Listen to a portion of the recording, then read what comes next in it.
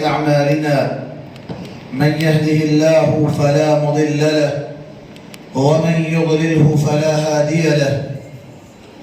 أشهد أن لا إله إلا الله وحده لا شريك له وأشهد أن محمدا عبده ورسوله. أما بعد، قال الله تبارك وتعالى في كلامه المجيد والفرقان الحميد: فأعوذ بالله السميع العليم من الشيطان الرجيم. يا أيها الذين آمنوا اتقوا الله وقولوا قولا سديدا يصلح لكم أعمالكم ويغفر لكم ذنوبكم ومن يطع الله ورسوله فقد فاز فوزا عظيما. وقال أيضا: إن تجتنبوا كبائر ما تنهون عنه نكفر عنكم سيئاتكم وندخلكم مدخلا كريما. وقال أيضا: ظهر الفساد في البر والبحر بما كسبت أيدي الناس ليذيقهم بعض الذي عملوا. معزز علماء اکرام، بزرگوں، نوجوان ساتھیوں، پیارے بچوں، اسلامی ماں اور بہنوں، ہر قسم کی تعریف رب ذوالجلال کے لیے ہے، جس نے ہمیں اپنی ساری مخلوقات میں معزز اور اشرف المخلوقات بنا کر ہماری دنیا اور آخرت سنوارنے کے لیے ہم انسانوں ہی میں سے انبیاء اور رسولوں کو بھیجتا رہا۔ اللہ کے تمام نبیوں اور رسولوں پر، اور خصوصاً ہمارا آپ کے آخری نبی اور رسول محمد صلی اللہ علیہ وسلم پر بے شمار درود و سلام نازل ہو۔ حاضرین محفل، آج جو عنوان مجھے دیا گیا، کبیرہ گناہوں کا انجام، در حقیقت انسان نسیان سے بنا ہے۔ نسیان کا معنی ہوتا ہے بھولنا، اور اس بھول کو مٹانے کے لیے اللہ تبارک و تعالیٰ نے نبیوں کو بارہا بھیجا ہے۔ جو انسان رب سے وعدہ کیا تھا کہ وہ رب کی ہی عبادت کرے گا، رب کے احکامات پر چلے گا، رب کی بات مانے گا، لیکن چونکہ شیطان بھی انسان کے ساتھ لگا ہوا ہے اور انسان کو گمراہ کرنے کے لیے اس کے آگے پیچھے دائیں بائیں ہر طرف سے اس کے پاس آتا ہے، یہاں تک کہ انسان کے رگوں میں خون کی طرح دوڑتے ہوئے اس کے دل و دماغ پر حاوی ہو کر مختلف وسوسے، مختلف برے خیالات اور بری آرزویں اور بری تمنائیں اس کے دل میں پیدا کرتا ہے، یہاں تک کہ وہ انسان ان آرزوؤں کو، ان تمناؤں کو پورا کرنے کے لیے ان گناہوں کا ارتکاب کرتا ہے۔ جو وسوسے تھے، جو خیالات تھے، ان کو گناہوں کا لبادہ اوڑھ کر یا گناہوں کا لبادہ پہنا کر وہ ان گناہوں کو سر انجام دیتا ہے۔ اور اس کا مقصد کیا ہے؟ انسان جہنم میں جائے۔ شیطان نے اللہ تبارک و تعالیٰ سے مہلت مانگی تھی کہ پروردگار، مجھے کب تک اِلیٰ یوم یبعثون، جب تک انہیں اٹھایا نہیں جائے گا، صرف قیامت تک نہیں بلکہ قیامت کے بعد جب اللہ تبارک و تعالیٰ دوبارہ اٹھائے گا اس وقت تک مجھے مہلت دینا۔ لیکن اللہ تبارک و تعالیٰ نے اسے وقت مقررہ تک مہلت دی ہے، اور پھر اس کے بعد اس نے جو وعدہ کیا کہ میں ان کے ذریعے سے، ان کے آگے پیچھے سے آ کر انہیں گمراہ کروں گا اور اپنے ساتھ جہنم میں لے جاؤں گا۔ اللہ تبارک و تعالیٰ نے بھی کہا کہ جو تیری بات مانیں گے، جو تیری پیروی کریں گے، جو تجھے فالو کریں گے، ان کو، تجھ کو، سب کو ملا کر جہنم کو بھر دوں گا۔ اور میرے خالص بندوں پر، جن کو میں نے چن لیا ہے، جن کو میں نے سیلیکٹ کر لیا ہے، ان پر تیرا بس نہیں چلے گا۔ آج دنیا کے اندر مختلف فتنے، بے ایمانی کی لہر چل پڑی ہے۔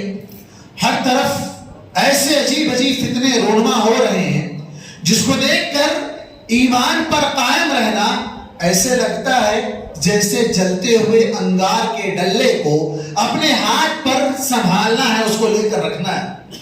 واقعتاً ایسے فتنے اللہ کے نبی صلی اللہ علیہ وسلم نے جو کہا تھا کہ قیامت سے پہلے بارش کے قطروں کی مانند فتنے ایک کے بعد ایک لگاتار آئیں گے. یقیناً ایسے ہی فتنے ہیں آج. دین کے نام پر بے شمار فتنے ہیں. دنیاوی فتنوں کی تو پوچھئے مت. بہت سے فتنے دنیاوی ہیں، لیکن دین سے تعلق رکھنے والے بھی کئی فتنے ہیں. ان تمام فتنوں میں ایمان پر قائم رہتے ہوئے اپنے آپ کو گناہوں سے بچا کر اپنی دنیاوی زندگی کو سنوار لینا اور آخرت کے لیے کچھ زیادہ راہ توشہ تیار کر لینا، وہ شخص سب سے بڑا کامیاب ہے. ایسے دور میں جہاں گناہوں کے لیے مختلف وسائل، مختلف گویا کہ یہ سمجھے کہ ساری سہولیات موجود ہے، ایسے دور میں گناہوں سے بچنا بہت بڑا وقت کا تقاضا ہے. انسان گناہ سے کب نہیں بچتا ہے؟ اس وقت جب اس کے اندر سے یا اس کے دل سے رب کا خوف نکل جائے، اللہ کا خوف نکل جائے، اللہ کا ڈر نکل جائے. اگر انسان کے دل میں ڈر ہو کہ اللہ مجھے دیکھ رہا ہے، اللہ تبارک و تعالیٰ کے سامنے مجھے حاضر ہونا ہے، اللہ کے سامنے مجھے کھڑا ہونا ہے. سورہ رحمان آپ پڑھتے ہیں، اللہ تبارک و تعالیٰ نے کیا کہا؟ وَلِمَنْ خَافَ مَقَامَ رَبِّهِ جَنَّتَانِ. جو اپنے رب کے سامنے کھڑے ہونے سے ڈرے اس کے لیے دو جنتیں، اس کے لیے دگنا انعام ہے. اللہ اکبر. یہ گناہ کے موقع پر بالخصوص انسان تنہائی میں اللہ تبارک و تعالیٰ سے ڈر کر اگر آنسو بہانے روتے ہوئے اللہ کا خوف کھا کر، تو اس آنکھ پر جہنم کی آگ کو اللہ تبارک و تعالیٰ نے حرام کر دیا ہے. جو تنہائی میں کوئی نہیں دیکھ رہا ہے. انسانوں کو عام طور پر رونا کہاں آتا ہے؟ جب لوگ دیکھ رہے ہوں تو دکھاوٹ کا رونا، بناوٹی رونا، ریاکاری کا رونا روتے ہیں. دعائیں کرتے ہیں تو لمبے لمبے ہاتھ اٹھا کر دعا کرتے ہیں، لمبا لمبا رونا روتے ہیں. تہجد کی نماز رمضان میں ہوتی ہے تبھی رونا آتا ہے. کبھی تہجد میں ہم کھڑے نہیں ہوتے ہیں، کبھی قیام اللیل ہم کرتے نہیں ہیں. قیام اللیل کا مطلب یہ سمجھتے ہیں کہ وہی جو راتوں میں مسجد میں امام صاحب کے پیچھے ہو وہی قیام اللیل. کبھی گھر میں اٹھنے کی توفیق نہیں ہوتی. جب سارے لوگ سو رہے ہوتے ہیں اس وقت اٹھ کر اللہ تبارک و تعالیٰ کے سامنے، جو اللہ تبارک و تعالیٰ آسمان دنیا پر آ کر ایک آواز لگاتا ہے کوئی مانگنے والا میں اس کو دوں، ہے کوئی اپنے گناہوں کی بخشش طلب کرنے والا میں اس کو بخش دوں. اللہ کے نبی صلی اللہ علیہ وسلم نے ایسے آدمی کے تعلق سے کیا کہا کہ وہ جنتی ہے. وہ آدمی جس کے جو سلام کو عام کرتا ہے، جو رشتوں کو جوڑتا ہے، جو لوگوں کو کھانا کھلاتا ہے، جو رات میں اس وقت اٹھ کر نماز پڑھتا ہے جب سارے لوگ سو رہے ہوتے ہیں. سارے لوگ سو رہے ہوتے ہیں اس وقت میں وہ اٹھ کر نماز پڑھ رہا ہوتا ہے. کبھی ہم نے پڑھا ہے نماز؟ کبھی ہم نے اہتمام کیا ہے؟ اپنے آپ سے پوچھیں کہ ہم تہجد کی نماز کب پڑھے ہیں؟ کتنا وقت ہمارا گزر چکا ہے تہجد کی نماز نہ پڑھ کر. کبھی ہم اپنے آپ کا جائزہ لیں. اللہ تبارک و تعالیٰ ہمارے دلوں کو جھنجھوڑ رہا ہے. مختلف طریقے سے مختلف آزمائشیں آ رہی ہیں، مختلف فتنے آ رہے ہیں. مسلمانوں کا جینا اس ملک میں دشوار ترین کرنے کے سارے پلان، ساری تدبیریں، سارے جو نا حربے اختیار کیے جا رہے ہیں. پھر بھی ہم مست سو رہے ہیں، پھر بھی ہم خواب غفلت میں پڑے ہوئے ہیں. کیا وجہ ہے اس کی؟ کیا وجوہات ہیں اس کی؟ کیوں ہمارے اندر اتنی خواب غفلت ہے؟ کیونکہ ہمارے دل گناہ کرتے کرتے کرتے دلوں پر زنگ چڑھ گیا ہے. دلوں پر زنگ چڑھ گیا ہے. کیسے زنگ چڑھتا ہے؟ اللہ کے نبی صلی اللہ علیہ وسلم نے کہا تھا کہ جب آدمی گناہ کرتا ہے تو اس کے دل پر ایک کالا سا دھبا لگ جاتا ہے. کالا سا دھبا لگ جاتا ہے، اور جیسے جیسے وہ گناہ کرتا جاتا ہے ویسے ویسے وہ دھبا بڑا ہوتا جاتا ہے. اور آخر میں نتیجہ کیا ہوتا ہے کہ وہ دل، اس کے دل پوری طرح زنگ آلود ہونے کی وجہ سے حلال و حرام کی تمیز ختم ہو جاتی ہے، برے بھلے کی تمیز ختم ہو جاتی ہے. اس کے اندر کبر اور غرور اور تکبر آ جاتا ہے کہ نہیں، میں اتنا گناہ کر رہا ہوں پھر بھی اللہ تعالیٰ مجھے سزا نہیں دے رہا ہے نا. مجھے سزا، اگر میں اللہ تبارک و تعالیٰ کا نافرمان بندہ ہوں تو اللہ تعالیٰ مجھے سزا دے. آج آپ دیکھیں دنیا کے اندر لوگوں کا کیا حال ہے بھائی؟ لوگ گناہ کر رہے ہیں، اللہ تعالیٰ مال دے رہا ہے. لوگ گناہ کر اللہ تبارک و تعالیٰ انہیں جائیداد سے نواز رہا ہے، اولاد سے نواز رہا ہے، عہدوں سے نواز رہا ہے، مختلف چیزیں انہیں ملتی جا رہی.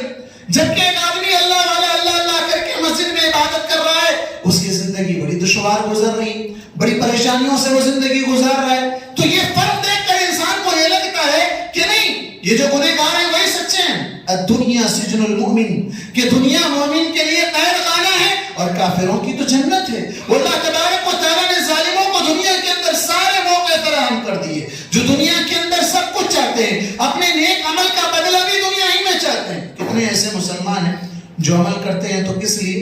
تاکہ ان کی عزت کی جائے، تاکہ ان کا نام ہو، ان کی شہرت ہو۔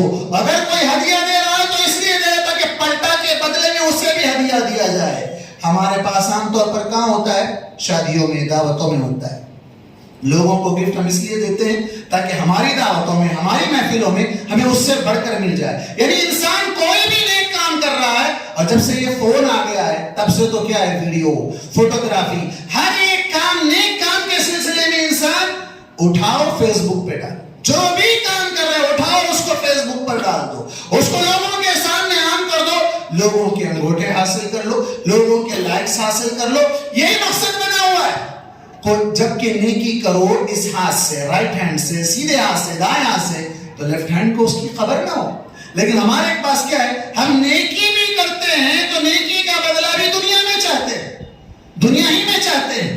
پھر اس کے بعد ہماری یہ چیز کہ ہماری یہ تمنا کہ ہم یہاں پر مسلمان اچھے رہیں، خوشحال رہیں، پریشانیاں نہ آئیں، مصیبتیں نہ آئیں، ان پر کوئی کسی کا ظلم نہ ہو، یہ کیسے ممکن ہے؟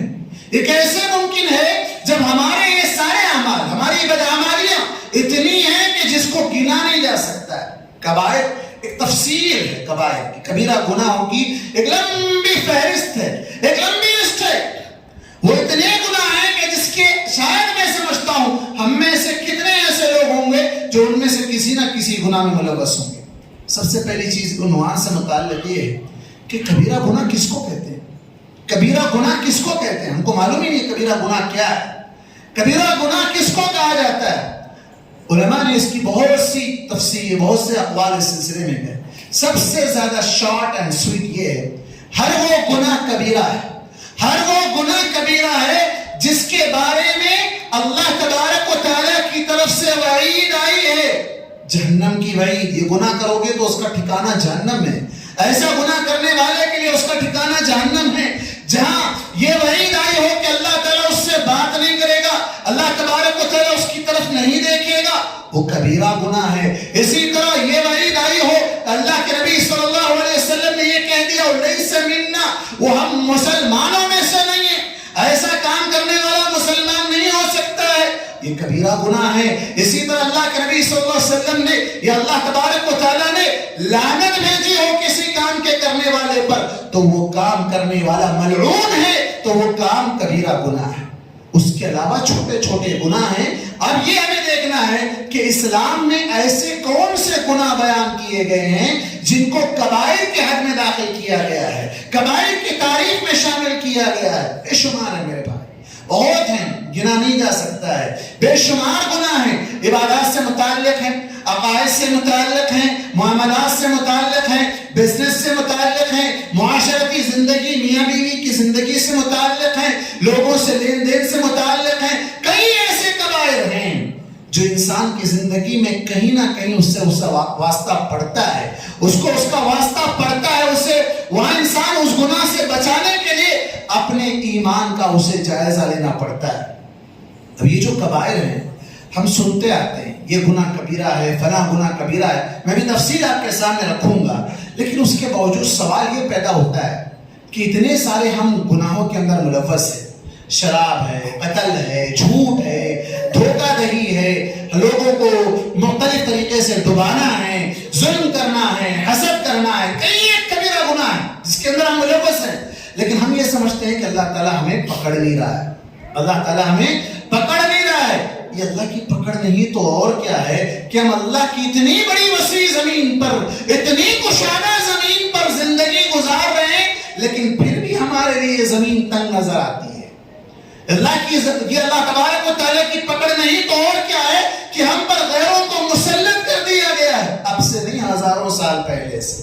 آج تو اور اس کے اندر مزید بڑھوتری ہوتی جا رہی ہے اور پلاننگز بڑھتے جا رہے ہیں، اور مختلف زندگی کے اس دائرے کو، اس مسلمانوں کے سرکل کو لمیٹڈ کیا جا رہا ہے، اس کو تنگ سے تنگ کر کیا جا رہا ہے۔ ہم کہاں آزاد ہیں؟ ہمارے پاس ابھی چند دن پہلے 26 جنوری گزرا، جمہوریت کے نام پر ہم نے جھنڈا چڑھایا، ہم نے ہمارے اس ملک پیارے عزیز وطن کو ہم نے یہاں پر جہاں پر ہمارے اسلاف نے بے شمار قربانیاں دی، کیا جمہوریت باقی ہے آج؟ وہ جمہوریت جس کے تحت قانون بنا تھا 70 سال پہلے، 74 سال پہلے، کیا وہ جمہوریت باقی ہے؟ کیا وہ جمہوریت سسکتی ہوئی، دم توڑتی ہوئی نظر نہیں آتی ہے، جہاں ایک طبقے کے لوگوں پر مختلف طریقے سے ظلم کیا جا رہا ہے؟ لیکن افسوس کی بات یہ ہے کہ پھر بھی ہم سوئے ہوئے ہیں۔ ہم نے اس قانون کو، ہم نہ قانون جانتے ہیں، نہ قانون کے ذریعے سے اپنے تمام مسائل کو حل کرنا جانتے ہیں، پھر بھی ہم خواب غفلت میں پڑے ہوئے ہیں۔ روزانہ کی روٹین، جب سے یہ فون آیا ہوا ہے، بہت سے رشتے ناتے دوست، آف لائن ملاقات سب کچھ ختم ہو گئی ہے، ہر کوئی بزی ہے۔ آج پروگرام ہوا، ماشاءاللہ، اللہ جزائے خیر دے یہاں کے ذمہ داران کو، اتنی بڑی تعداد، جو جتنے بھی لوگ مرد و خواتین، بچے بوڑھے جتنے بھی شریک ہوئے ہیں، اللہ تبارک و تعالیٰ کا وعدہ ہے کہ جو لوگ دینی علم دین کی محفل میں حاضر ہوتے ہیں، فرشتے اللہ کے پاس جا کر گواہی دیں گے، اور اللہ تبارک و تعالیٰ ایسے لوگوں پر فرشتوں کو مقرر کر دیتا ہے، فرشتے اپنے پروں کو پھیلا دیتے ہیں، فرشتوں کے ذریعے سے اللہ تبارک و تعالیٰ کے پاس آپ کا نام پہنچتا ہے، اور اللہ تبارک و تعالیٰ ایسے تمام لوگوں کو بخش دیتا ہے۔ یہ کتنی بڑی خوش نصیبی کی بات ہے۔ ابھی چند دن قبل ہمارے پاس ورلڈ کپ چلا، فٹ بال کا ورلڈ کپ چلا، ابھی 2 دن قبل یہاں پر ملک ہندوستان میں ایک بڑی فلم ریلیز ہوئی، جس کو دیکھنے کے لیے تانتا لگا رہا، لوگوں کی لائنیں لگی رہی، لیکن مسجدیں ویران رہی، مسلمان بھی وہاں موجود تھے، وہاں مسلمان بھی موجود تھے۔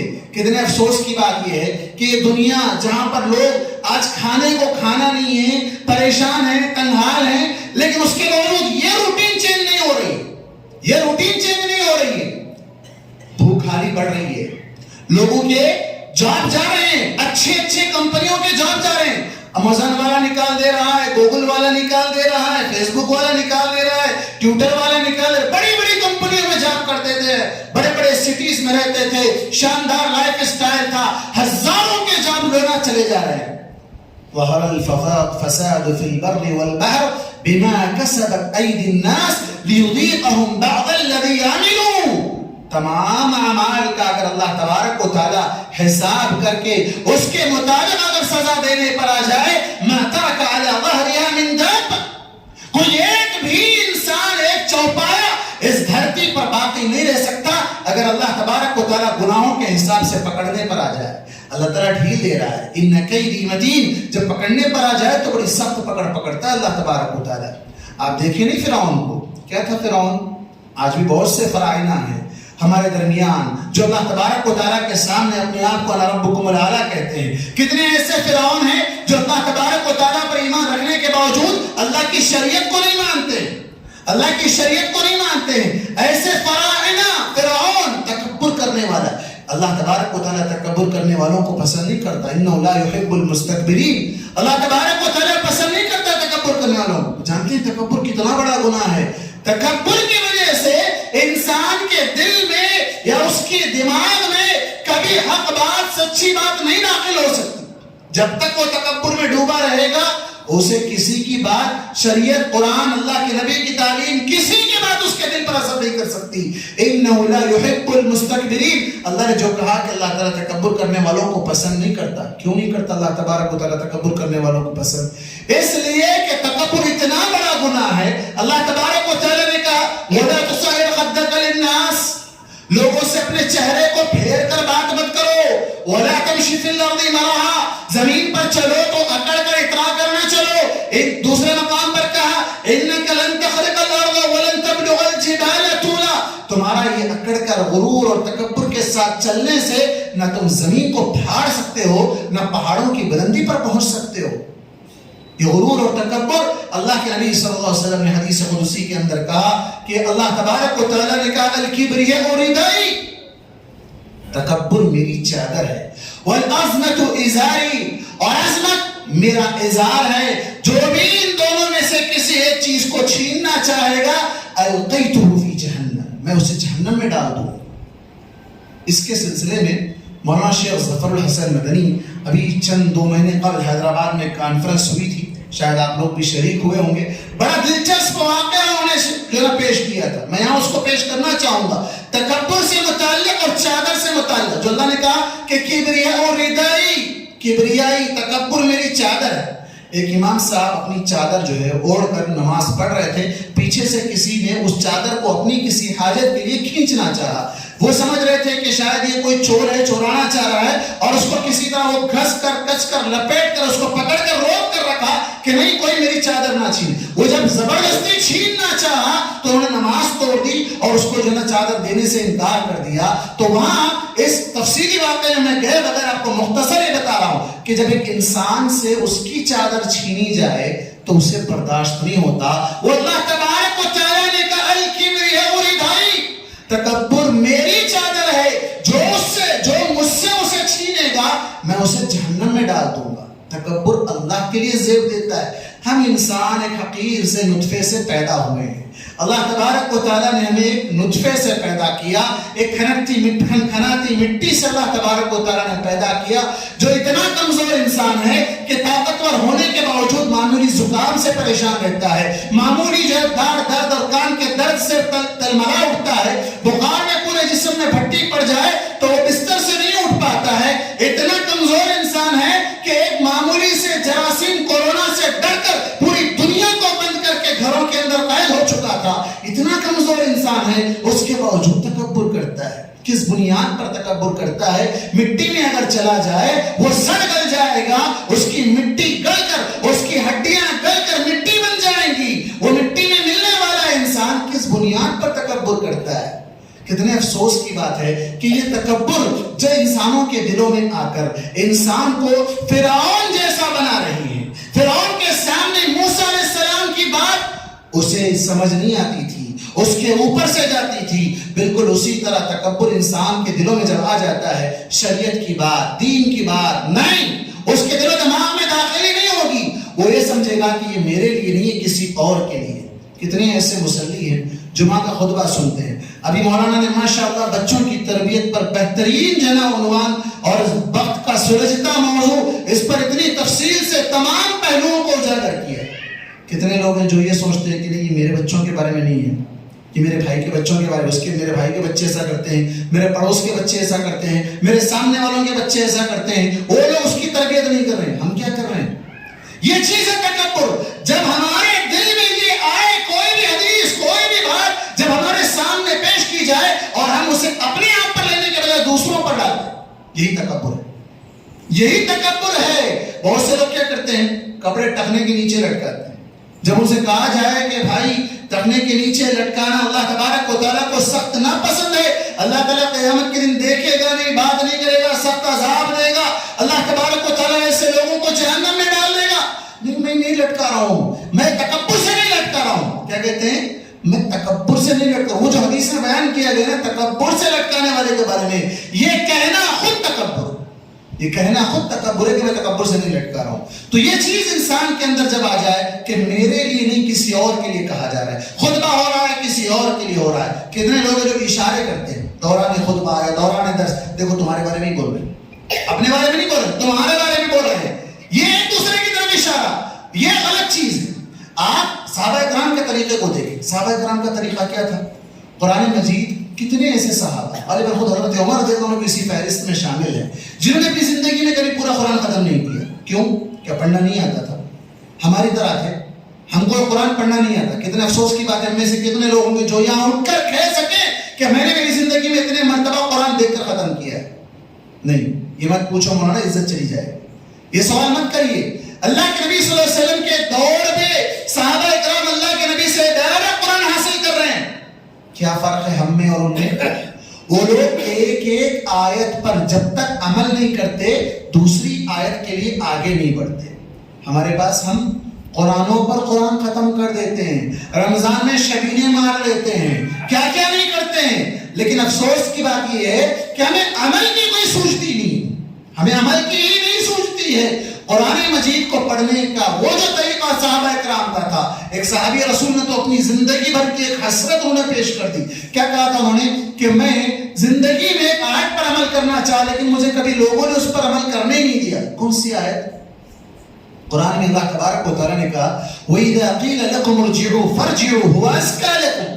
کسی کے گھر میں جانا ہو تو نوک کرنا ہے، وہاں پر اجازت لینی ہے.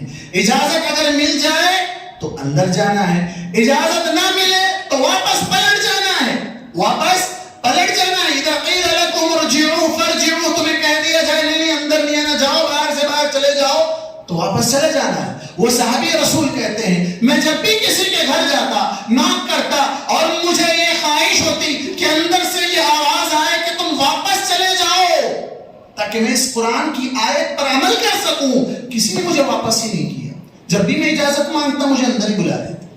دیکھیے وہ طریقہ، دیکھیے عمل کرنے کا. اپنے اوپر لیتے تھے اور وہ ایک ایک آیت پر عمل کرنا چاہتے تھے. آج کتنی آیتیں، کتنے بیانات، کتنے خطبے، کتنی تقاریر، کتنی چیزیں ہم روزانہ سنتے رہتے ہیں. عمل نہیں، میرے لیے نہیں. یہی چیز تکبر ہے. اس سے اپنے آپ کو بچائیے. وقت ویسے کافی ہو رہا ہے، شاید میرے لیے کتنا 1 گھنٹے کا وقت دیا گیا ہے. تو آئیے ہم دیکھتے ہیں کہ کبائر میں جو عقیدے سے متعلق کبائر ہے یہ ہمیں جاننا بہت ضروری ہے. چونکہ ہم جس ملک میں رہتے ہیں میرے بھائی، اس ملک میں بہت سے فتنے عقیدے سے متعلق ہیں، جس کا ڈائریکٹ تعلق عقیدے سے ہے. سب سے پہلا جو نا کبیرہ گناہ، جس کو سب سے بڑا گناہ قرار دیا گیا عقیدے سے متعلق، شرک. شرک. کتنے مسلمان وَمَا يُؤْمِنُ أَكْثَرُهُم بِاللَّهِ إِلَّا وَهُم مُشْرِكُونَ، ایمان لانے کا دعویٰ کرنے کے باوجود بھی شرک کر رہے ہیں. کہو تو تم وہابی ہو، تم فلاں ہو، تم ہم کو مشرک کہتے ہو، فلاں کہتے ہو، ہم جو کر رہے ہیں صحیح کر رہے ہیں. تکبر، غرور نے روک کر رکھا ہے حق بات کو سمجھنے سے، سچائی کو ماننے سے روک کر رکھا ہے. آنکھوں پر اندھی پٹی باندھی ہوئی ہے. عقیدت کے اس اندھے پن میں ڈوبے ہوئے ہیں، شرک کی دلدل میں پھنسے ہوئے ہیں. اللہ نے جسے بچا لیا، اللہ نے جسے توحید کی دولت عطا کی ہے، بہت بڑی دولت ہے. کتنی بڑی دولت ہے اندازہ لگا سکتے ہیں آپ؟ توحید کی کتنی بڑی دولت ہے آپ کے پاس. آپ کے پاس دنیا نہیں ہے، آپ کے پاس جائیداد نہیں ہے، آپ کے پاس گھر نہیں ہے، آپ کے پاس پراپرٹی نہیں ہے، آپ کے بچوں کو چھوڑ کے جانے کے لیے وراثت نہیں ہے، لیکن آپ کے پاس اتنی عظیم دولت ہے جس کا آپ اندازہ نہیں لگا سکتے. کیا دولت ہے؟ قرآن مجید میں اللہ تبارک و تعالیٰ نے سورۃ الانعام کے اندر اس کا ذکر کیا کہ ان الذین کفروا لو ان لهم ما فی الارض جميعا ومثله معه لافتدوا به، کہ کافر لوگ قیامت کے دن کیا چاہیں گے کہ ایک زمین پوری، کتنی زمین؟ پوری دنیا میں آج جتنی زمین ہے اتنی پوری زمین، وَمِثْلَهُ مَعَهُ، اس جیسی ایک اور زمین. اتنی بڑی زمین کتنے ایکڑوں میں، کتنے ایکڑ میں ہوں گی پتہ نہیں، اندازہ نہیں ہے. آج پوری زمین کا ہم اندازہ لگا سکتے ہیں. اتنی پوری زمین، ایک نہیں 2 زمین، خالی زمین نہیں، خزانے سے بھری ہوئی زمین اللہ کے پاس دے کر اپنے آپ کو بچا لینا چاہیں. کس سے؟ جہنم سے. مَا تُقُبِّلَ مِنْهُمْ، اللہ کہے گا کہ نہیں، قبول نہیں کیا جائے گا، ان سے قبول نہیں کیا جائے گا، بلکہ انہیں ہمیشگی والے عذاب میں ڈال دیا جائے گا. کس بنیاد پر؟ شرک کی وجہ سے. شرک کیا ہے؟ اللہ کی ذات میں، اس کی صفات میں، اس کے عبادات میں دوسروں کو شریک کرنا، چاہے وہ ولی ہو، چاہے وہ نبی ہو، چاہے کوئی بھی ہو، دوسروں کو شریک کرنا. کتنا بڑا گناہ؟ ان الشرک لظلم عظیم، شرک سب سے بڑا گناہ ہے. اللہ کے نبی صلی اللہ علیہ وسلم نے کہا اجتنبوا السبع الموبقات، 7 ہلاک کر کے رکھنے والے گناہوں سے بچو. ہلاکت میں ڈال دینے والے گناہ ہیں، تباہ و برباد کر دینے والے گناہ ہیں. ان میں سب سے پہلے الشرک باللہ، اللہ کے ساتھ شرک کرنا.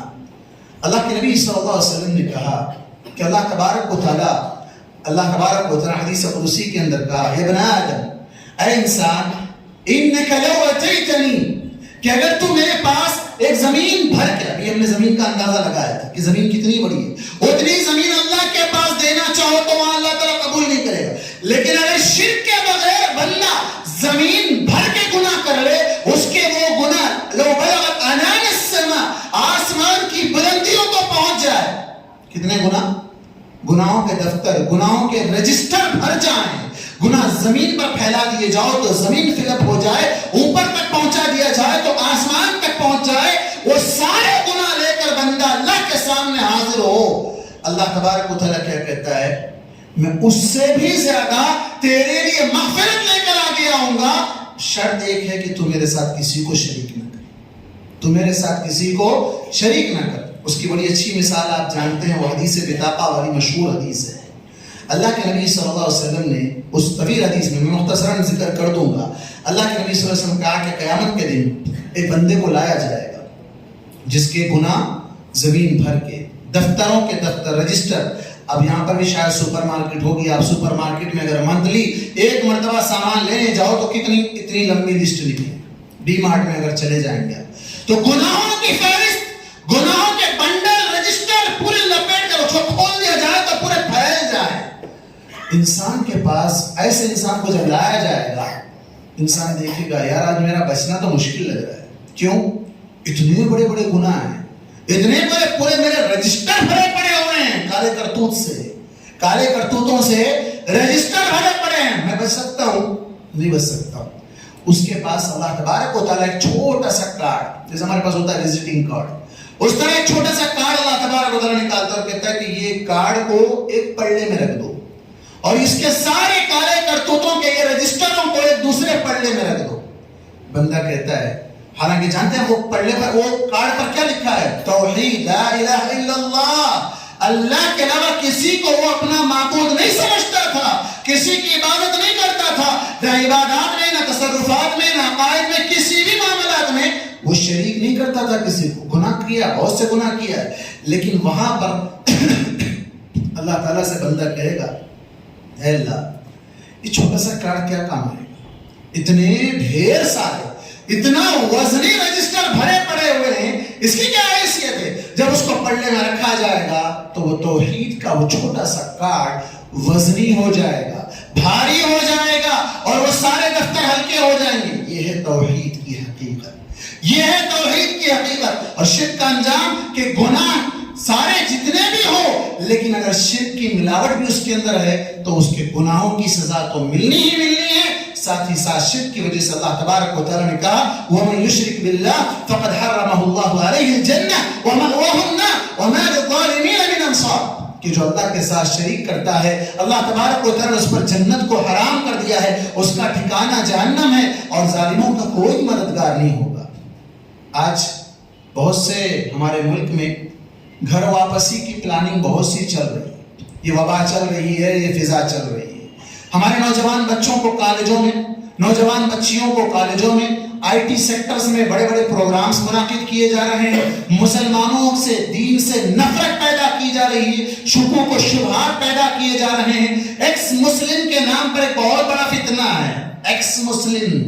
کیا ایکس مسلم ہے؟ پہلے مسلمان تھا کہتے تھا کہ نہیں تھا نہیں معلوم، پہلے مسلمان تھا، اب کیا ہو گیا بھائی؟ مرتد ہو گیا، دین اسلام سے نکل گیا، ٹھیک ہے مرتد ہو گیا، تیرا ٹھکانہ جہنم میں، تو جانے کچھ بھی نہیں۔ یہ فتنہ یہ ہے کہ مسلمانوں کو، کیونکہ اکثر مسلمانوں کی کیا حالت ہے؟ علم سے دور ہے، نہ دنیا بھی علم ہے نہ دینی علم ہے، کوئی علم نہیں ہے، کچھ بھی ڈالو دماغ میں چلا جائے گا۔ ایسے ایسے ویڈیوز، ایسے ایسے شکوک و شبہات پھیلائے جا رہے ہیں کہ اچھے اچھے مسلم گھرانوں میں باپ نمازی ہے، ماں نمازی ہے، بچہ کالج میں پڑھ رہا ہے، بچی کالج میں جا رہی ہے، کمپنیوں میں کام کر رہے ہیں، دوست احباب ایسے ہیں جن کے ساتھ اٹھنا بیٹھنا ہے، ایسے شکوک و شبہات پیدا کیے جا رہے ہیں کہ بچے دین اسلام سے مرتد ہو رہے ہیں۔ ایک اور فتنہ بھی چل رہا ہے، دلندر سنگھ کون پتہ نہیں معلوم، کیا ہے؟ بڑے بڑے پروگرامز کر رہا ہے، نجومی ہے، جو مستقبل کی باتیں بتانے کا دعویٰ کرتا ہے، جس میں سے 99% جھوٹ، 1% سچ ہوتا ہے۔ اس کے جھوٹ کی پول تو خود اس کے لوگوں نے کھول رکھی ہے۔ وہاں پر ایک عورت کو لا کر کھڑا کیا ابھی چند دن پہلے، اس کا نام پہلے کچھ سلطانہ تھا، اب وہ مرتد ہو گئی۔ اب دیکھیں یہ ایسے فتنے ہیں جہاں پر ہم ہمارے بچے، اگر ہمارے بچے ہم سے پوچھیں کہ یہ کیا کہہ رہی ہے، یہ اسلام کیا ہے، کوئی ہم سمجھا سکتے ہیں؟ ہم بوڑھے ہو گئے ہیں، ہم بڑے ہو گئے ہیں، ہمارے بچے آج بڑھ رہے ہیں، ہمارے بچے آج چھوٹی چھوٹی چیز کے بارے میں سوال کرتے ہیں، ہمارے بچے اتنے اپڈیٹ ہیں، 4G 5G تو کچھ بھی کام نہیں آتا ان کے سامنے۔ اگر ہمارے بچے توحید پوچھیں، اسلام پوچھیں، اللہ کے بارے میں پوچھیں، جنت جہنم بتا سکتے ہیں؟ کیونکہ ہمارے پاس ہم خود خالی ہیں، ہمارے پاس خود علم نہیں ہے، ہم کیسے بتائیں گے؟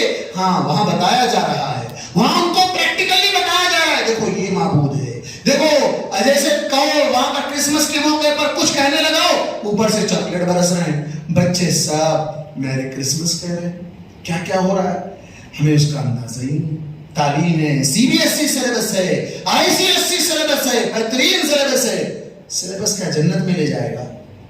دنیا میں نوکری نہیں دلائے گا، قبر میں عذاب سے نہیں بچائے گا، یہ سلیبس تمہیں جنت میں کیسے پہنچائے گا؟ اتنی بہترین ابھی شیخ محترم نے اتنا بہترین جناب کے سامنے تعلیم و تربیت سے متعلق اور بچوں کی تعلیم سے متعلق جو کچھ کہا، ایک ایک حرف ماشاءاللہ۔ آپ اس تقریر کو پھر سے دوبارہ سنیے، شیخ محترم کی تقریر کو، جو اگر یوٹیوب چینل پر ہے تو دوبارہ سنیے، گھر میں سنائیے اپنے رشتہ داروں کو، اپنے احباب کو، اپنے لیے خود بھی عمل کریے۔ بچوں کی تربیت کا جو طریقہ بتایا گیا اس طریقے پر، اس نہج پر اپنے بچوں کو بچائیے۔ اور ابراہیم علیہ السلام کی وہ دعا میں یاد دلا دوں، ربی کیا کہا تھا؟ ربی جعلنی ھذا البلد وجنبنی وبنی ان نعبد الاصنام۔ رب سے روزانہ یہ دعا کریے، اللہ اس شہر کو امن والا بنا، پیس والا بنا، اور مجھ کو اور میری اولاد کو بت پرستی سے بچا، گھر واپسی سے بچا۔ دوسرے الفاظ، اس سے بچانے کے لیے تدابیر بھی اختیار کرنے کی ضرورت ہے۔ دوسری چیز، کئی ایسے مسلمان ہیں جسے ہم دوسرے الفاظ میں کہہ سکتے ہیں نام کے مسلمان، قرآن کی آیت کا انکار کر دیتے ہیں، قرآن مجید کی آیتوں کا انکار کیسے کرتے ہیں اس کی ایک مثال دیتا ہوں، میں بات کو آگے بڑھاتا ہوں۔ ایک صاحب مجھے فون کیے، کہا کہ مولانا ہمارے گھر میں ابھی وراثت کی تقسیم کا جھگڑا چل رہا ہے، اور یہاں پر ایک صاحب ہے جو اپنی بہنوں کو وراثت میں حصہ نہیں دینا چاہتے، اسپیکر آن ہے، آپ انہیں سمجھائیے۔ میں نے کہا سورہ نساء کی فلاں فلاں ہے، اے مولوی صاحب یہ سب آیت ہے، آپ کو سناؤ نا۔ نعوذ باللہ من ذلک، نعوذ باللہ من ذلک۔ مسلمان ہے بھائی، مسلم گھرانے میں پیدا ہوئے ہو، یہ کہہ رہے ہیں کہ قرآن کی آیت سناؤ میں، قرآن کی آیت کا انکار۔ اسی طرح ایک صاحب سے ملاقات ہوئی، انہوں نے کہا کچھ بھی مسئلہ ہو دلیل مت مانگنا، دلیل نہیں پوچھنا، ہم بتائیں گے کہیں سے ہی بتائیں گے، یہ دوسرے مذاہب کی بات کر رہا ہوں میں، دلیل مت پوچھنا، قرآن حدیث سے بات نہیں پوچھنا۔ قرآن حدیث کا انکار خود ہمارے درمیان ہے، پھر بھی ہم مسلمان کیسے مسلمان ہو سکتے ہیں؟ قرآن مجید کا انکار، ذالک بأنہم کرہوا ما انزل اللہ فأحبط اعمالہم۔ شریعت کی کوئی ایک بات، شریعت کا کوئی ایک معاملہ، اللہ کی طرف سے نازل کردہ شریعت کا کوئی ایک حصہ، ایک پارٹ، ایک ادنا سا عمل بھی اگر دل پر ناگوار گزرے، اگرچہ کیا آپ کر رہے ہیں، نماز کو آنا ہے۔ مثال کے طور پر سردیوں کے دن ہیں، اب آپ کے پاس گیزر نہیں ہے، پانی گرم کرنے کے لیے مسائل ہیں، آپ ٹھنڈے پانی سے وضو نہیں کر سکتے ہیں، وضو کر کے یہ سردی میں، ٹھٹرتی سردی میں مسجد کو جانا نہیں بھی نہیں ہوتا، کہیں کو رکھ اللہ تعالیٰ فجر کی نماز نہیں رکھنا چاہیے تھا، اس کے باوجود بھی آپ آ رہے ہیں، یہ دل میں ہے، صرف آپ کے دل میں ہے، کوئی نہیں سن رہا ہے، کسی کو سنا نہیں رہے ہیں، کسی کو بتا نہیں رہے ہیں، دل میں اس خیال کو رکھ کر آپ مسجد کو آ کر نماز پڑھ کے بھی جا رہے ہیں، آپ کی نماز آپ کے منہ پہ مار دی جائے۔ وہ نماز تو کیا، اگر آپ حج بھی کر لو، آپ بڑے بڑے اعمال کچھ بھی کر لو، فَأَحْبَطَ أَعْمَالَهُمْ، اللہ تعالیٰ سارے اعمال کو رائگاں کر دے گا۔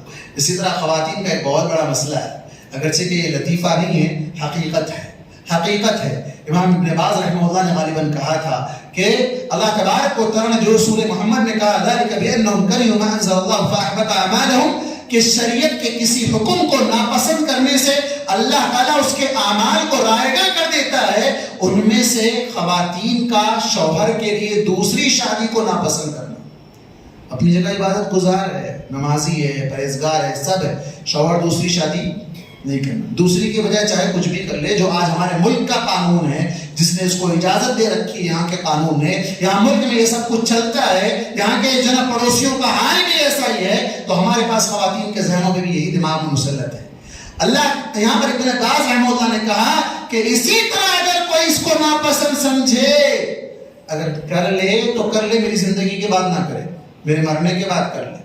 یہ سارے جو الفاظ آج ہماری زبانوں پر، ہماری خواتین، ہماری ماں بہنوں کی زبانوں پر عام ہیں، اعمال رائگاں ہو رہے ہیں، ایک چھوٹی چھوٹی مثالیں میں نے آپ کے سامنے دی ہیں، ویسے شریعت کے کئی معاملات ہیں جہاں پر ہم خود مسلمان قرآن مجید کو اٹھا کر جزدان میں لپیٹ کر جالے کے حوالے کر دیتے ہیں، مر جائے تو قبر میں لے جا کر رکھنے کی بات کرتے ہیں، یا کرائے کے ٹٹوؤں کو بلا کر پڑھوا کر یہ سمجھ لیتے ہیں کہ ہم بخش دیے جائیں گے۔ کیسے بخش دیے جائیں گے جب ہم خود قرآن کی آیت کو نہیں مانتے ہیں، ہم خود قرآن کے احکامات کو نہیں مانتے ہیں۔ اسی طرح دین کا مذاق، شریعت کا مذاق اڑانے والے غیر مسلم اگر ہوں تو ان کے لیے تو اللہ تبارک و تعالیٰ نے دنیا کے اندر بھی ڈھیل دے رکھی ہے، آخرت میں بھی سزائیں ہیں، دنیا میں بھی سزائیں دے رہا اللہ تبارک و تعالیٰ۔ دین اسلام کا مذاق اللہ تبارک و تعالیٰ نے مسلمانوں کے تعلق سے خاص طور پر کہا، مسلمان ہو کر اگر شریعت کا مذاق اڑائے تو مسلمان نہیں، کافر ہے۔ میں قرآن کی آیت پڑھتا ہوں، ایک شخص کی مثال دیتا ہوں، آپ حکم لگا لیں، میں حکم نہیں لگاتا ہوں۔ قرآن مجید میں اللہ تبارک و تعالیٰ نے کہا قُلْ بِاللَّهِ وَآيَاتِهِ وَرَسُولِهِ كُنْتُمْ تَسْتَهْزِئُونَ لَا تَعْتَذِرُوا قَدْ كَفَرْتُمْ بَعْدَ إِيمَانِكُمْ۔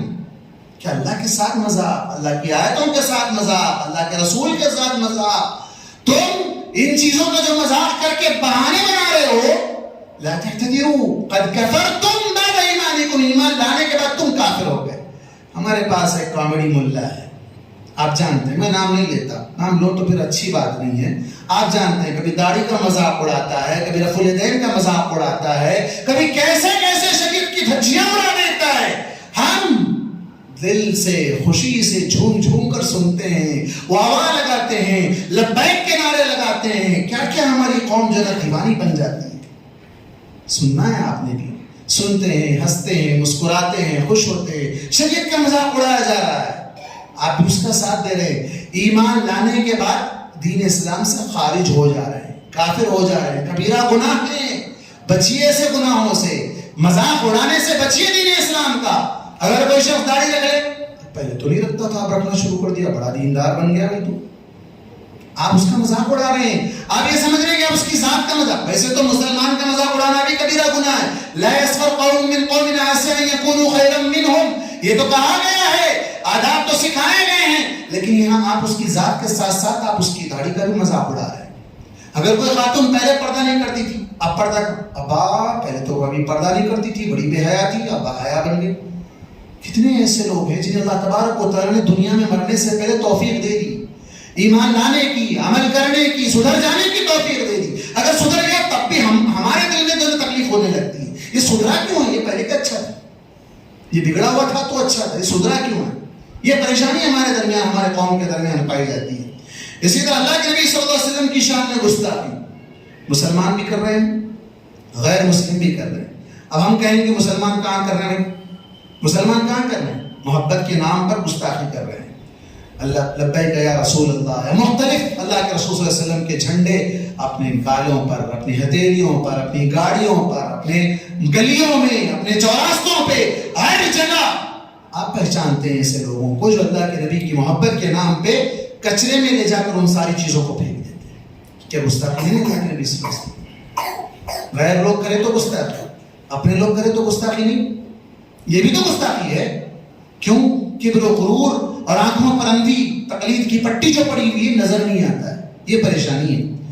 اسی طرح عقائد سے متعلق اگر بات کریں تو غیر اللہ کی قسم کھانا، غیر اللہ کی قسم کھانا بہت بڑا گناہ ہے۔ بہت سے لوگ اپنے ماں باپ کی قسم کھاتے ہیں، اللہ کے نبی صلی اللہ علیہ وسلم نے کہا لا تحلفوا بآبائکم وأمہاتکم، اپنے ماں باپ کی قسم نہ کھاؤ، اللہ کے علاوہ کسی اور کی قسم نہیں کھائی جا سکتی ہے۔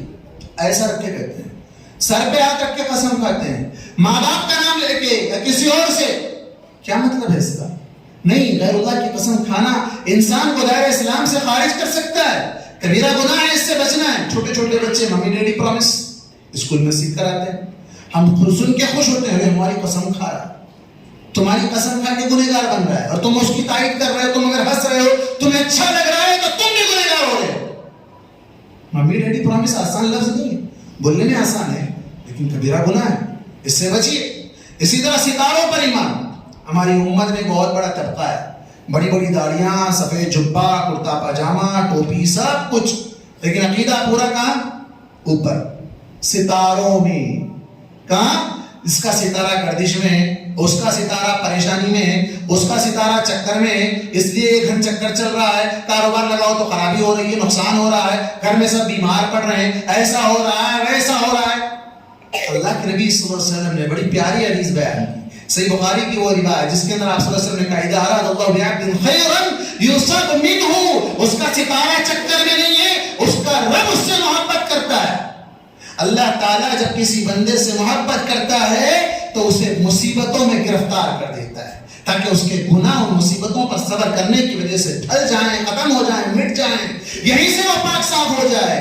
اللہ تعالیٰ اس بندے سے محبت کرتا ہے، لیکن ویسے بندے کو بھی ہمارے بندے نہیں چھوڑتے۔ نہیں تیرا ستارہ چکر میں، تو جا فلاں بابا کے پاس، فلاں کے پاس جا، فلاں کے پاس جا، اسے لے جا کے دلدل میں پھنسا دیتے ہیں شرک۔ اور یہ نجومی جو مستقبل کی باتیں بتانے کا دعویٰ کرتے ہیں، کتنے ایسے ہیں جو اپنا مستقبل نہیں جانتے، کل کیا کھائے گا اس کو پتہ نہیں ہے، لیکن آپ کے مستقبل کی خبریں بتا کر آپ کے جیب سے پیسے نکال لے گا، آپ کے مستقبل کی باتیں بتا کر آپ کے جیب سے پیسے نکال لے گا۔ اللہ کے نبی صلی اللہ علیہ وسلم نے کہا جو کسی عراف کے پاس، کسی کاہن کے پاس، کسی نجومی کے پاس، کسی مستقبل کی خبریں بتانے والے کے پاس جائے، اس کی بات سن کر ارے کیا بھلا بیکار ہے، اتنا بول کر آ جائے اور اس کی بات کو نہ مانے اور 40 دن تک نماز پڑھے، اس کی نماز قبول نہیں ہوگی۔ بات نہ مانے تو 40 دن کی نماز قبول نہیں ہوگی، اگر بات مان لے تو کیا ہوگا؟ فَقَدْ كَفَرَ بِمَا أُنزِلَ عَلَى مُحَمَّدٍ، وہ اللہ کے نبی صلی اللہ علیہ وسلم پر نازل کی گئی شریعت سے مرتد ہو گیا، کافر ہو گیا، وہ مسلمان ہی نہیں ہے۔ ہاں ایسا ہوتا کیا ہو، ہماری دیورانی نظر لگائی، ہماری دیورانی جو جادو کر دی، ہماری جیٹھانی کر دی، ہماری ننند کر دی، ہماری ساس کر دی، نہیں انہوں ایسا کر رہے ہیں، انہوں ایسا کر رہے ہیں۔ ہماری خواتین سب سے پہلے کمزور عقیدے والی، ایسے لوگوں کی باتوں میں آ کر جو کہنے کرنے کے لیے کہو وہ کرتی چلی جائیں۔ ساتھ ہی ساتھ گھر کے مرد حضرات کو بھی ساتھ میں شرک میں شامل کر لیں، نہیں بابا بولے کرنا ہے، بچوں کو بھی لے جائیں گی، ماں بچہ کہے گا دی اماں نہیں کرنا، نہیں بیٹا تجھے نہیں معلوم، بڑے لوگوں کے سامنے ایسی باتیں نہیں کرنا، چل جو بولا وہ کرتے جاؤ، ماں بول رہا میں بول رہی ہوں تو میری بات نہیں سنے گا۔ کتنے ایسے لوگ ہیں جو اپنی ماں کی باتوں میں آ کر شرک میں مبتلا ہو جاتے ہیں، قبائل کے کبیرہ گناہوں کے اندر مبتلا ہو جاتے ہیں۔ اور اسی طرح بد اخلاقی سے متعلق اگر بات کریں، قبائل کی اور لمبی فہرست ہے، میں مختلف چنندہ ابواب یا چنندہ چیزوں کو لے کر آپ کے سامنے رکھ رہا ہوں جو آج ہمارے معاشرے میں پائی جا رہی ہیں اخلاق سے متعلق۔ عبادات کو میں نے چھوڑ دیا ہے چونکہ وقت نہیں اتنا، چونکہ روزانہ ہمارا تعلق اخلاق سے بڑا گہرا ہے، اور اخلاق سب سے اہم چیز ہے، حسن اخلاق۔ قیامت کے دن آپ نماز، روزے، عبادات سب ایک طرف، حسن اخلاق ترازو میں سب سے زیادہ وزنی، سب سے زیادہ بھاری، اچھے اخلاق والا ہے۔ لیکن اخلاق کو خراب کرنے والی چیزیں کیا ہے؟ یہ کبیرہ گناہ ہے، جو ہمارے لین دین، ہمارے معاملات، ہمارے اٹھنے بیٹھنے، ہمارے لوگوں کے ساتھ جو بھی ریلیشنز ہیں اس کو خراب کرنے والی چیزیں جو آج ہم کرتے ہیں، فخر سے کرتے ہیں۔ کئی ایسی چیزیں ہیں، جیسے سب سے پہلی چیز، ہم اگر اللہ تبارک و تعالیٰ نے ہمیں کچھ چیزوں سے نواز دیا ہے، ہمیں اللہ تبارک و تعالیٰ نے خوبصورت بنایا ہے، اللہ نے ہمیں صحت مند بنایا ہے، اللہ نے ہمیں مال دیا ہے، اللہ نے ہمیں علم دیا ہے، اللہ تبارک و تعالیٰ نے ہمیں دولت دی ہے، کچھ بھی دیا ہے، سامنے والے کے پاس، وہ سامنے والا آپ کا سگا بھائی بھی کیوں نہ ہو، وہ سامنے والا آپ کا کوئی قریبی رشتہ دار ہی کیوں نہ ہو، وہ آپ کا پڑوسی ہی کیوں نہ ہو، کوئی بھی کیوں نہ ہو، اس کے پاس وہ چیز نہیں ہے تو آپ کیا کرتے ہیں؟ اس کو ڈیگریڈ کر دیتے ہیں، حقارت کی نگاہ سے دیکھتے ہیں اس کو کہ اس کے پاس یہ چیز نہیں، میرے پاس ہے، میرے برابری کیسے کر سکتا ہے، یہ میری برابری نہیں کرنا۔ چھوٹ چھاٹ جو اس ملک میں پہلے پائی جاتی تھی اور آج بھی کسی جگہ پر بہت زیادہ پائی جاتی ہے، مندروں کے اندر جو نا یہ قید اور حدود لگے ہوئے کہ فلاں ذات والے یہ مندر میں نہیں آنا، فلاں ذات والے وہ مندر میں نہیں آنا۔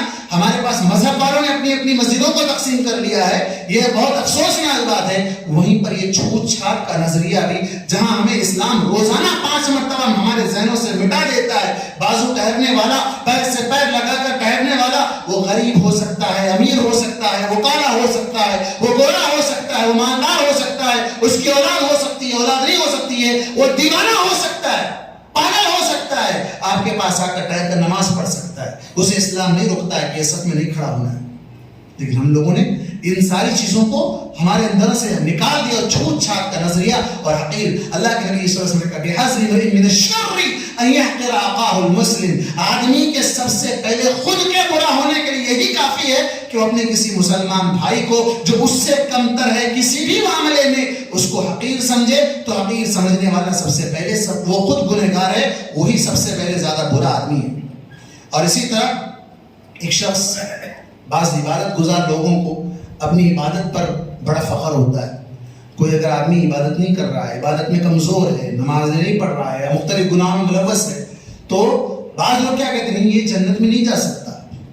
ایسا ہی معاملہ اللہ کے نبی صلی اللہ علیہ وسلم کے دور میں آپ صلی اللہ علیہ وسلم نے ایک حدیث پیش کی کہ دو بندے تھے. ایک بندہ عبادت گزار تھا، دوسرا بندہ عبادت نہیں کرتا تھا، گناہ کرتا تھا. وہ بار بار عبادت گزار بندہ اسے روکتا تھا، بھائی تو رک جا، باز آ جا اس سے. وہ کرتا جاتا تھا. ایک دن اس کو رہا نہیں گیا اور کہا کہ اللہ کی قسم اللہ تجھے معاف نہیں کرے گا. کیا کہا؟ اللہ کی قسم اللہ تجھے معاف نہیں کرے گا. اس نے حقیر سمجھا اور معاملے کو اس قدر بڑھا دیا کہ اللہ کی قسم کھا کر کہہ دیا. اللہ تبارک و تعالیٰ کو جلال، اللہ تبارک و تعالیٰ نے کہا کہ تو کون ہوتا ہے جو میری قسم کھا کر مجھے روک دے کہ میں اس کو معاف نہ کروں. میں نے اس کو معاف کر دیا، تجھے جہنم میں ڈال دیا. کبھی اپنی عبادت پر فخر نہ کرنا، کبھی اپنی اچھائی پر غرور میں مبتلا نہ ہو جانا. ہو سکتا ہے کہ کوئی گنہگار ہو سکتا ہے آپ کی آنکھوں کے سامنے گناہ کر رہا ہو، لیکن تنہائی میں وہ رب سے اس کا معاملہ اچھا ہو. آپ کو سدھارنا ہو تو تانا نہ دو، لان تان نہ کرو، اس لیے کہ لان تان کرنے والا مومن نہیں ہو سکتا. لیس المؤمن بالطاعان، مومن تانا دینے والا نہیں ہے. آپ کسی کی برائی پر اس کو تانا مت دو، اس کو اچھے طریقے سے تنہائی میں، لوگوں کے سامنے نہیں، لوگوں کے سامنے اس کی عزت کو ٹارچر کرتے ہوئے، اسے ڈیگریڈ کرتے ہوئے نہیں، بلکہ تنہائی میں لے جا کر بھائی یہ گناہ ہے، آپ اسے چھوڑ دیجئے. ہو سکتا ہے کہ آپ کی بات اس کے دل پر اثر کر دے. ارے اللہ تبارک و تعالیٰ نے تو موسیٰ علیہ السلام کو کیا کہا تھا جب فرعون کے پاس جا رہے ہیں؟ کیا کہا؟ نرمی سے بات کرو، ہو سکتا ہے کہ اس کے دل پر تمہاری بات اثر کر جائے. ویسا فرعون جب اگر اللہ تبارک و تعالیٰ نے اس سے خطاب کرنے کے نرم انداز اختیار کرنے کے لیے کہا، ہم معمولی کوئی گناہ کر رہا ہے ہم اس کو اٹھا کر جھڑک دے رہے ہیں، ہم اس کو اپنے معاشرے کے اندر جو نکال کر پھینک دے رہے ہیں. نہیں، گنہگار ہے، مشرک تو نہیں. اگر مشرک ہے تو اس سے زیادہ حقدار ہے کہ اس کو جہنم سے بچانے کی ہم فکر کریں. جیسے ہم دنیا میں کسی آگ میں پھنسے شخص کو نکالنے کی فکر کرتے ہیں، کسی مصیبت میں پڑے شخص کو بچانے کی فکر کرتے ہیں، اس سے کہیں زیادہ ایسے گنہگاروں کو، ایسے مشرکوں کو جہنم سے بچانے کی فکر کریں. دل میں وہ تڑپ رکھیں جو اللہ کے نبی صلی اللہ علیہ وسلم رکھتے تھے. کیا تڑپ تھی اللہ کے نبی صلی اللہ علیہ وسلم کی؟ آپ صلی اللہ علیہ وسلم کہتے تھے کہ میری مثال ویسی ہے جیسے ایک آدمی آگ لگایا اور اس کے اطراف سے پتنگے کیڑے اس کے اندر داخل ہونا چاہ رہے ہیں، گھسنا چاہ رہے ہیں، اور وہ ان کو ہٹا رہا ہے. بالکل اسی طرح میں تمہیں جہنم سے تمہاری کمروں کو پکڑ پکڑ کر ہٹانا چاہ رہا ہوں اور تم ہو کے اس میں گھس رہے ہو. تو ہمیں لوگوں کو جہنم سے بچانے کی فکر کرنی چاہیے. اسی طرح ظلم معاشرے میں بہت بڑھ چکا ہے، بہت بڑھ چکا ہے. ظلم گھروں کے اندر بھی ہے، خاندانوں کے اندر بھی ہے، کاروبار کے اندر بھی پایا جاتا ہے، پڑوسیوں کے اندر بھی پایا جاتا ہے، ہر جگہ. اور خواتین میں زیادہ ہی پایا جاتا ہے. تھوڑا سا عہدہ بڑھ گیا یا تھوڑا سی زبان درازی آ گئی تو وہاں ظلم بڑھ ہی جاتا ہے. وہ ظلم ہاتھ سے ہونا ضروری نہیں ہے، زبان سے ہو، اشاروں سے ہو، حرکات سے ہو، سکنات سے ہو، جس طریقے سے بھی ہو. اتقوا الظلم، ظلم سے بچو. ان الظلم ظلمات یوم القیامہ، ظلم قیامت کے اندھیروں میں سے ایک اندھیرا ہے. کیسے سمجھیں گے اس حدیث کو؟ قیامت کا اندھیرا، قیامت کے اندھیروں میں سے ایک اندھیرا ہے. دنیا میں اگر آپ بند کمرے میں لائٹ چلی جائے، آپ فوراً کیا کرتے ہیں؟ آپ کا ہاتھ فون کی طرف بڑھتا ہے کہ ٹارچ آن کریں. آپ کے پاس کوئی روشنی نہیں ہے، کرنٹ پورا چلا گیا ہے، آپ کے گھر میں انورٹر نہیں ہے، آپ کے پاس ہاتھ میں قریب میں فون نہیں ہے تو اس کی بیٹری ڈاؤن ہو چکی ہے. آپ کو کچھ نظر آتا ہے؟ گھپ اندھیرا ہے، ایک دم کچھ نظر نہیں آتا ہے. آپ کو کم از کم اتنی روشنی کی ضرورت ہے جو آپ کی آنکھوں پر پڑے تاکہ اندھیری چیزوں میں پڑی چیزیں آپ کو نظر آ سکیں. یہ دنیا کا حال ہے. قبر کا حال کیا ہو سکتا ہے اور حشر کا حال کیا ہو سکتا ہے قیامت کے دن؟ کیوں؟ اس لیے کہ دنیا میں ظلم کرنے والا اپنے آپ کو بہت بڑا سمجھتا ہے. اللہ تبارک و تعالیٰ ایسی مصیبت میں، بلکہ ایک اور حدیث کے اندر آپ صلی اللہ علیہ وسلم نے کہا ظلم کرنے والوں کو اللہ تبارک و تعالیٰ چیونٹیوں کی مانند بنا کر اٹھائے گا. چونٹیوں کی مانند بنا کر اٹھایا، جو اپنے آپ کو بڑے سمجھتے تھے، سب سے ادنا مخلوق بنا کر اللہ تبارک تعالیٰ اٹھائے۔ تو ظلم سے بچیے۔ اسی طرح جھوٹ معاشرے کا بہت بڑا کبیرہ گناہ، چھوٹی چھوٹی بات پر جھوٹ بولنا آسان ہو گیا ہے، پھرا دینا، کسی کو گھما دینا، بزنس میں تو بہت زیادہ کامن ہے، جھوٹ بولے بغیر بزنس نہیں ہو سکتا ہے، کاروبار نہیں چل سکتا ہے، ہر ایک کے پاس یہی مارکیٹ میں بزنس کرنا ہے تو یہ بولنا ہی نہیں تو نہیں چلے گا، بھائی ہم جی نہیں سکتے ہیں۔ اللہ کے نبی صلی اللہ علیہ وسلم نے کہا التاجر الصدوق، سچا تاجر نبیوں کے ساتھ ہوگا، اماموں کے ساتھ، صدیقین اور شہداء کے ساتھ ہوگا، اور ویسا تاجر جو سچا سچ بول کرتا ہے، تجارت کرتا ہے، جھوٹ نہیں بولتا ہے، اس کی تجارت میں برکت دی جاتی ہے۔ ہم یہ کہتے ہیں کہ نہیں تجارت ہو ہی نہیں سکتی ہے بغیر جھوٹ بولے۔ جھوٹ بہت عام ہو چکا ہے، جھوٹ سے بچیں، جھوٹی گواہی دینے سے بچیں۔ آج کورٹ میں کیس ہونا، چل بھائی میں دیتا ہوں تیری طرف سے گواہی، تو ڈر میں تو بس اتنا تھوڑا کمیشن اپنا فکس کر لیں گے۔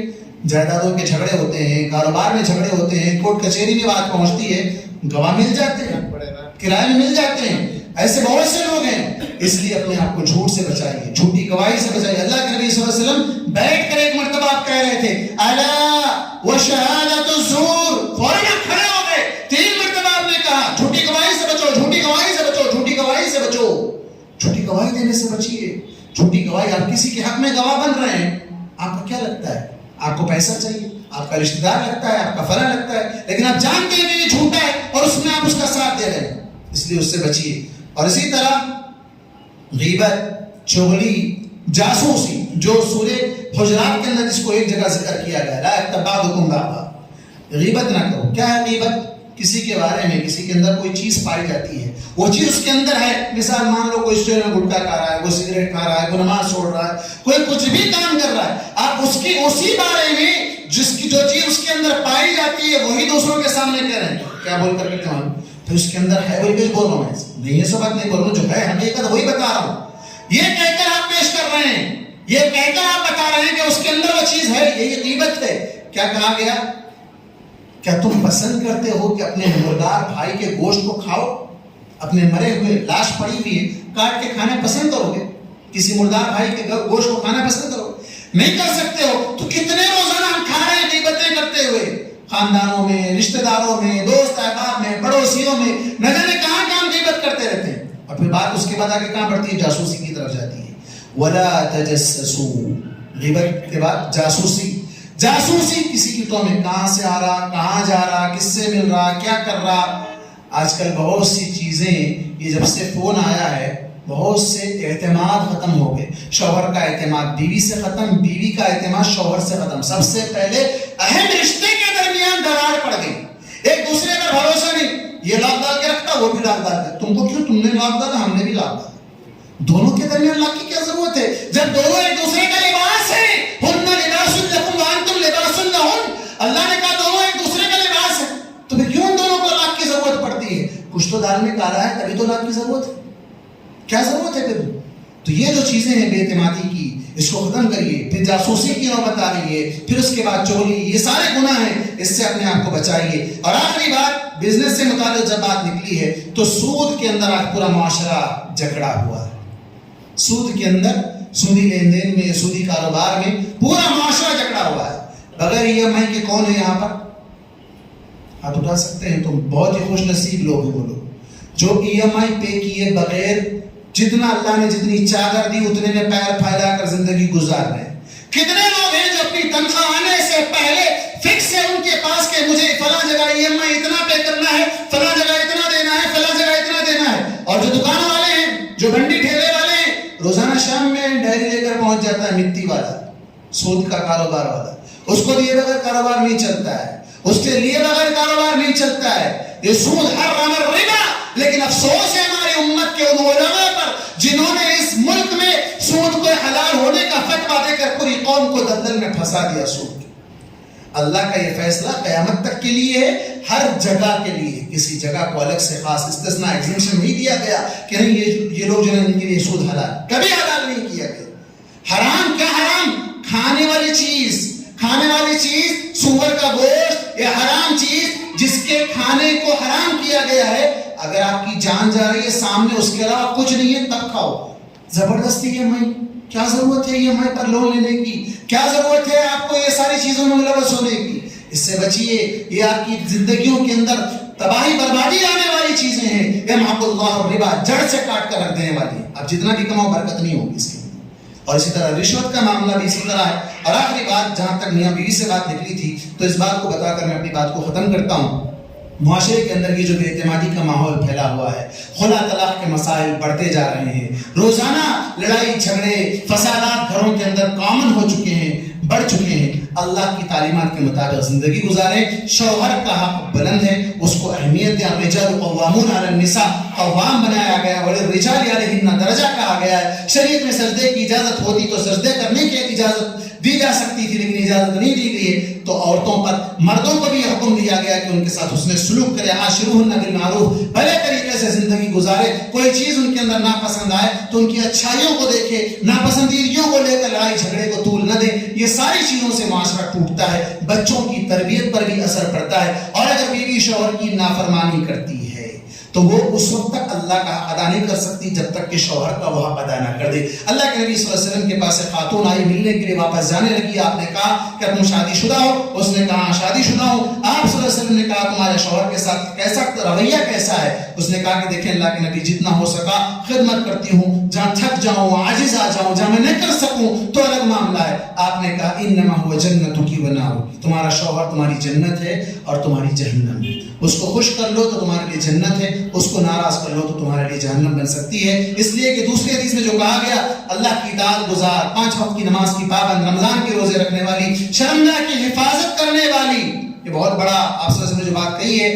آج بہت سے افیئرز غیر شادی شدہ کے نہیں، شادی شدہ لوگوں کے ہیں۔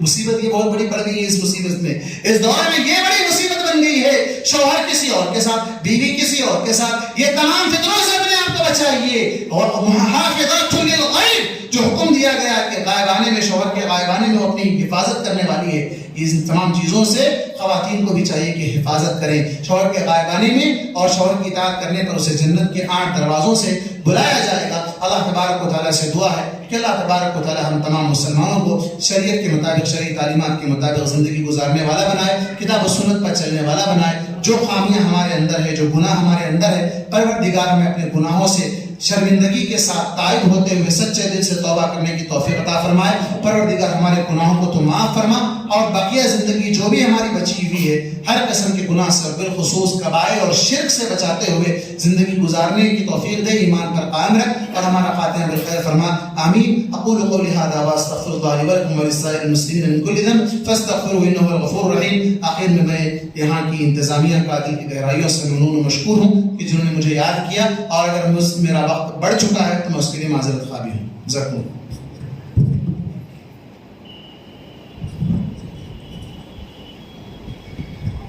جزاک اللہ خیر وحسن الجزا۔ کم وقت میں شیخ نے بہت ساری باتوں کو سمیٹا، عقائد سے تعلق، معاملات سے تعلق، اخلاقیات سے تعلق، مختلف